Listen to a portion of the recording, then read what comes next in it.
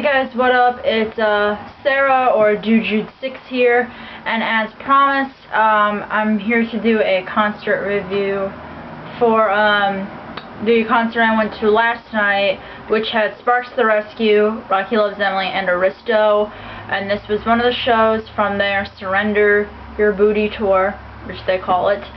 So yeah, basically I'll explain about, what happened at the concert and stuff, because there was actually a lot of weird stuff that happened. It took a really hard time to find Firehouse 13, which is in Providence, Rhode Island, and took a while to get there. So me and my friend got there, and this is the first concert I've been to without my parents there, without like an adult or anything that comes, and this is the 5th concert. Yes, my 5th concert. So it's pretty exciting, and I was really excited to go in, and we went in, and the venue was extremely small. The stage was like super tiny, like probably as small as my room, but yeah, my room is really small if you didn't know. And it was just super small space completely. You walk in and there's merch tables, like 3 merch tables on each side, and then you go forward and then there's like a space where you can watch the bands on this really tiny stage. It's crazy. I don't know how people, all bands could fit on that, but it was crazy. And so it was kind of interesting because when we got there, we heard another guy playing, which was like an acoustic act, and so we were like, that's weird. I didn't know there was any other acts besides, those 3 bands playing. But there was actually quite a few opening acts that played before Aristo, Rocky Loves Emily, and Sparks the Rescue, which I thought was super weird. And they were more like very tinier bands that only released like a demo or an EP, maybe. And nobody really has heard of them because they just started out or whatever. So there was about like 5 opening acts before even Aristo started playing, and they opened up for those 2 bands. So it was pretty crazy. And back and forth while these opening acts were playing, I saw people. I met the bands of Rocky Loves Emily. I was going back and forth from their merch table because every time I would go back there, I would see another band member working at their merch table.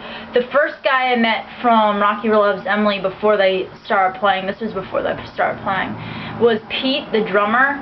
And it was funny because one of the opening acts was playing and I could barely hear anything he was saying, so we were kind of like doing sign language talk. Not like legit sign language, but I asked him if I could buy a Rocky Loves Emily CD since I didn't have my own copy. And he was like, sure. And then I'm like, can you sign it? And he was like, yeah. And then he asked me where I wanted it, and I said the front. And he was really nice, and he asked my name, and I told him, and I gave him a handshake, and then I asked for a hug, and he gave me a hug. So he was pretty chill. And then the second guy I met was Sean, the other guitar player. He was really nice. I went back there, and he was with Pete, and I asked him to sign my CD too, and I had a pretty more lengthier conversation with I did. He wanted to know how he heard us and how he heard about us. He wanted to know, like, oh, did you listen to the EP too? And he was so nice, and I really liked him, talking to him, and I got a hug from him.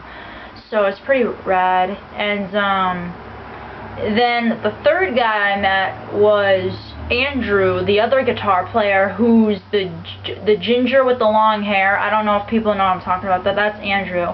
And I was so happy to see him because I think he's so adorable.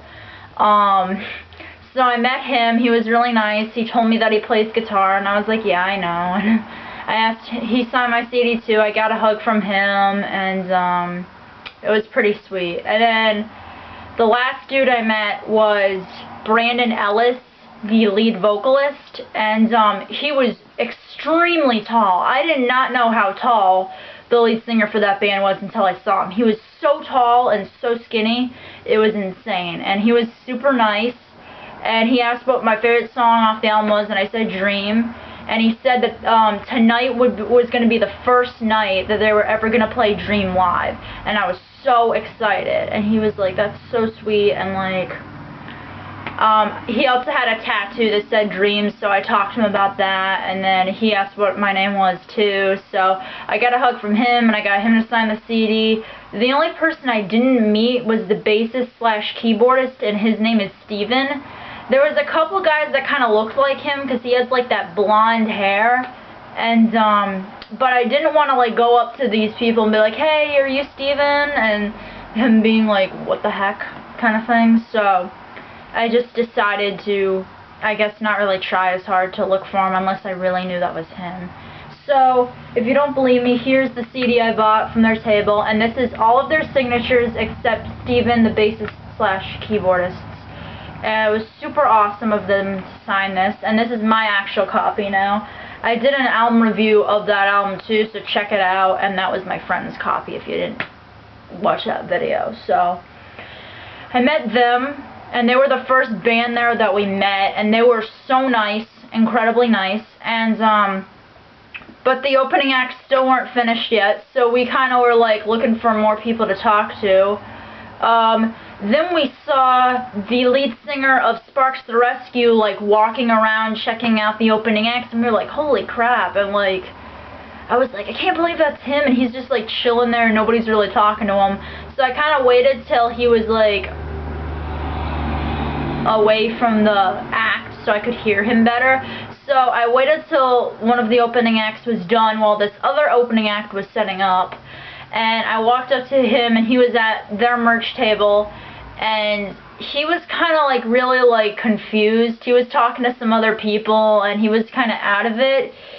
I noticed he was like drinking beer, and he kind of acted like he was really drunk, but I was like, hey, can I buy this? And this is their latest CD, which is The Worst Thing I've Been Cursed With.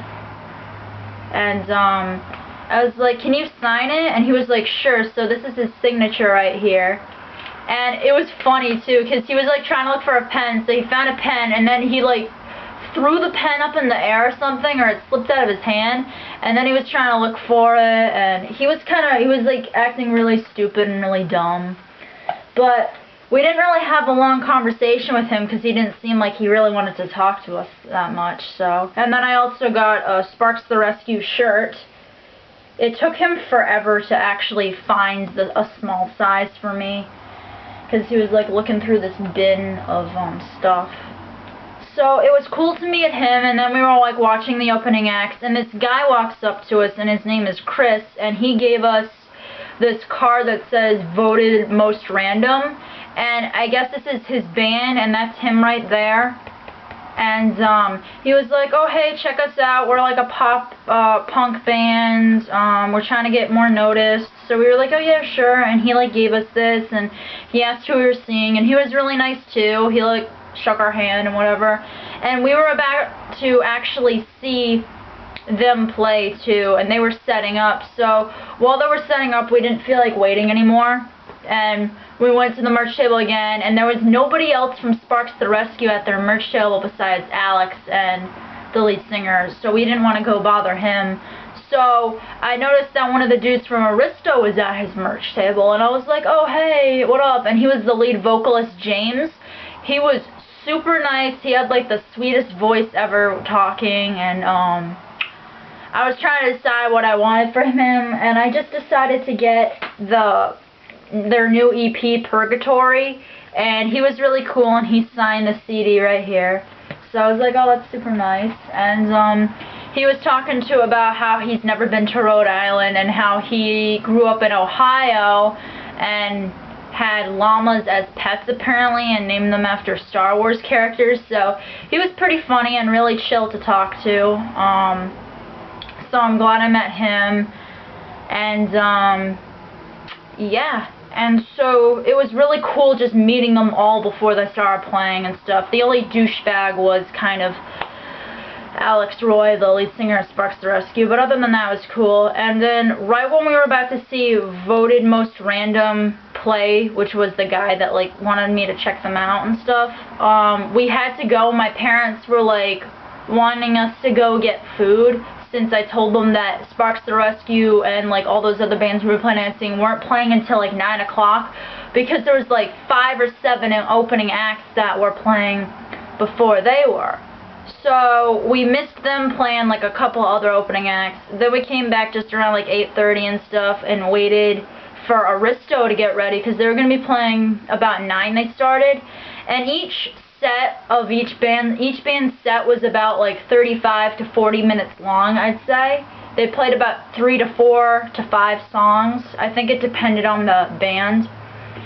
And so Aristo played, and let's see, they played most of the songs they played off of this EP, and they played it off their first EP. This one's For You and Me. I'm trying to think of what they played on that, because I'm not too familiar with that album. But they played While We're Still Young or something like that off of that first EP. And then they played Purgatory off of this. They played Hello and Analogies, and that was really all they played off of this. I really wanted to hear them play You'll Fit In Somewhere, Just Not Here, but it's cool that they didn't. But their lead vocalist James was so good and so insane. Oh, and I forgot to say that before we saw Aristo play, I also met the drummer Chris too, but I never got to ask him to sign the CD, so that kind of sucked. But they were amazing, and they played those songs. Like I said, they played like 3 or 4 songs, and they were great. The next band that played was Rocky Loves Emily, and they played a lot. They played Secrets Don't Make Friends, they played Dream, they played Driving Me Crazy, I Don't Like You, and they played Clueless off of their American Dream EP, and I think American Dream as well. I wasn't really paying attention to the songs because it was kind of getting a little bit more crowded in there as each more popular band was playing, so it's kind of hard for me to really like put the songs into my phone so I could tell you guys about it. But they were great. They were probably my favorite band that played there. And then Sparks the Rescue played, and they were pretty good. Alex was a little kind of out of it, and I think he messed up some of the words to their songs. But they played, what did they play? They played She's a Bitch and I'm a Fool, Worst Thing I've Been Cursed With. They played We Love Like Vampires, Autumn. And I think they played Skeleton too, which is off their first album as well. And they were pretty good, but definitely I would say Rocky Loves Emily was my favorite band of the night. It was so great to meet the majority of people in Rocky Loves Emily. It was so cool to meet some people from Aristo. And it was just a really cool experience. And that venue was actually really cool and chilled out, and I was so happy that I got to meet everybody. It was just an awesome night. So I'll show you guys exactly what I got, because I'm not sure if you remember everything. I'll just run through them all quick. I got the card thing from Voted Most Random. So yeah, they're on iTunes. And I got Aristo's Purgatory EP with James, the lead vocalist, signing it. And I got all the signatures from the band Rocky Loves Emily on this CD, which I bought, except Steven, which was sad. And then I also bought a Rocky Loves Emily wristband because I went back to their merch table and decided to buy something else. So I bought Secrets Don't Make Friends, Rocky Loves Emily wristband, so that was pretty awesome. And then I bought Worst Thing I've Been Cursed With Alex Roy's signature lead singer. And then I bought, again, this shirt. So yeah, that was really all I bought, but I spent pretty much all of my money there on all this stuff, because I was like, wow, the bands are so nice, it just makes me want to buy like all of their merchandise. But I bought a lot with like the $50 that I had, so it was pretty awesome. It was a great show. Please check out these bands if you haven't heard of them. And till next time, see you guys later.